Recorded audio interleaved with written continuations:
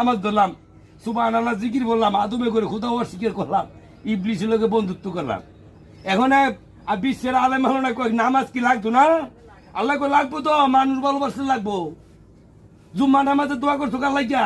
মানুষের লাগিয়া। আসরের নামাজে মানুষের লাগিয়া। ফজরের নামাজে মানুষের লাগিয়া। তাহাজ্জুদের নামাজে মানুষের লাগিয়া। মানুষ ভালোবাসতে নামাজ লাগবো। মানুষের ভবিষ্যৎ আছে, নামাজের ভবিষ্যৎ নাই। হিন্দুরা মূর্তির ভবিষ্যৎ নাই, না মুসলমানের নামাজের ভবিষ্যৎ নাই। ভবিষ্যৎ হলো দুই জাত, জিন আর ইনসান। এই জন্য মনমোহন একটা গান গাইছে, বিবেক বুদ্ধি হারাইয়া হাত বাড়ায় ডাকস করে লাগ পাইবি না অনেক দূরে।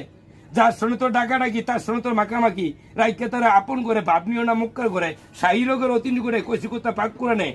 মানুষ কিয়া করো না খুদার ভাবনা, তোমরা রয়েছি ভাবনা। আদমগারি যাত্রী আমি, আমাকে চিনতে যায় কতজন জঙ্গলবাসী, এখানে বলছি মারা বানাচ্ছ মাকে তারা পাও, যে নিজকে নিজে রবকে চিনছে।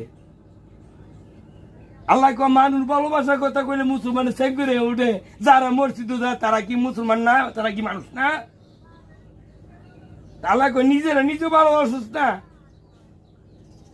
নামাজ ভালোবাসতে বালা, নামাজের খুরাই নাই। পাঁচ ওয়াক্ত নামাজ ফালতে টেয়া পয়সা লাগে না, মা বাপ সেবা করতে মা বাপ ফালতে টেয়া লাগে। রিক্সা চালান লাগে, ভ্যান গাড়ি চালান লাগে, ঠেলা গাড়ি চালান লাগে, মাটি কানুন লাগে, কাঠ মিস্ত্রি কাজ করুন লাগে, লোহা লঙ্করের কাজ করুন লাগে। নামাজ পড়তে টেয়া পয়সা লাগে না। মা বাপ রে লয়ে গেলে সোনাগা হোটেলে দুনিয়ার টেয়া খরচ হইব। নামাজ যদি 1000 ওয়াক্ত লয়ে যান, একটা খরচ হইতো নাকি? নামাজের খুরাই নাই।